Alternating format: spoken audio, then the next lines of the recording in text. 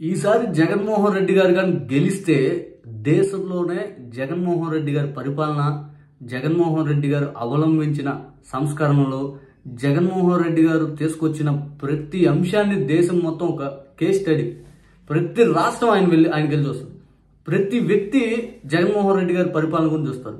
జగన్మోహన్ రెడ్డి గారి అదృష్టం ఏంటంటే ఆయన తనను తాను నిరూపించుకుంటున్న క్రమంలో దేశంలోనే ఆయన ఏ విక్టరీ కొట్టే దేశం మొత్తం చర్చించుకునేలా తయారైపోయింది. ఉదాహరణ కడప బై ఎలక్షన్, దేశం మొత్తం సంచలనం. ఆనాడు సోనియా గాంధీని దాటి వెళ్ళిపోయి అంత మెజార్టీ దేశంలో గెలిచాడంటే మాటలు కాదు కదా. ప్రతి ఒక్క వ్యక్తి దేశంలో జగన్మోహన్ రెడ్డి గారు కడప బై ఎలక్షన్ చర్చించుకున్నారు. ఆ తర్వాత 18 మంది రాజీనామా చేసి 15 మంది గెలవడం, అది దేశం మొత్తం చర్చనీయాంశమైంది. అక్కడ ఒక పార్టీ పుట్టింది, కొత్తగా అదిరిపోయేట విక్టరీ కొట్టింది. కాంగ్రెస్ అధికారం ఉంటే వాళ్ళు చిత్త కొట్టేసి గెలిచేసిందని. తర్వాత 2014 ఓడిపోవడం, తర్వాత 2019లో మళ్ళీ జగన్మోహన్ రెడ్డి గారు భారీ విక్టరీ, దేశంలో అంత భారీ మెజార్టీ, అసలు కనివిని ఎరగని రీతిలో అసెంబ్లీలో 86% పైగా సీట్లు సాధించిన మాటలు కాదయా అని చెప్పి మళ్ళీ దేశం మొత్తం చర్చ జగన్మోహన్ రెడ్డి గారి విక్టరీ గురించి. ఈసారి 2024 ఎలక్షన్లో జగన్మోహన్ రెడ్డి గారు గెలిస్తే ఆయన తీసుకొచ్చిన ప్రతి సంస్కరణ ప్రతి రాష్ట్రాన్ని దిక్చూచిలా మారిపోద్ది.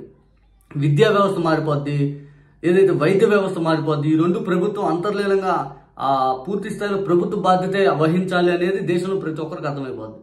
దేశంలో ప్రతి ఒక్క ప్రభుత్వం విద్య వైద్యం అనేది మన ప్రభుత్వం నడపాలయా, అది ప్రైవేట్ వ్యక్తుల చేతిలోకి వెళ్ళకూడదని చెప్పి ప్రతి ఒక్కరు ప్రభుత్వం ఆలోచించేలా తయారైంది.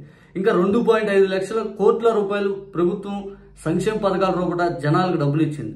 ఈసారి జగన్మోహన్ రెడ్డి గారు గెలిస్తే సంక్షేమ పథకాలు మాకు కావాలి, మేము ఆర్థికంగా పైకి తీసుకుని రావాలి, ప్రతి ఒక్క కుటుంబం మేము ఆర్థికంగా పైకి ఉండాలి, బతకాలి అని చెప్పి ఆలోచించి జగన్మోహన్ రెడ్డి గారు మద్దతు ఇవ్వగలిగింది. ఇక కులాల విషయానికి వద్దాం. బీసీలు, ఎస్టీలు, ఎస్సీలకి రాజ్యాంగంలోని ప్రతి పదవి వాళ్ళు అనుభవించాలి, పూర్తి స్థాయిలో ఆ స్వేచ్ఛ, కులాలన్నీ ఏకతాటి మీద రావాలి అని చెప్పి వాళ్ళు కూడా అంగీకరించినట్టు జగన్మోహన్ రెడ్డి గారి ప్రభుత్వంలో వాళ్ళకి ఎన్ని పదవులు వచ్చినాయి, వాళ్ళ కులం వాళ్ళు ఎంతమంది బాగుపడ్డారు, ప్రతి ఒక్కరు ఆర్థికంగా వాళ్ళ చేయూతను ఏ రకంగా వచ్చింది, వాళ్ళు అంగీకరించి జగన్మోహన్ రెడ్డి గారు మద్దతు ఇస్తే మళ్ళీ కేస్ స్టడీ అవుతుంది.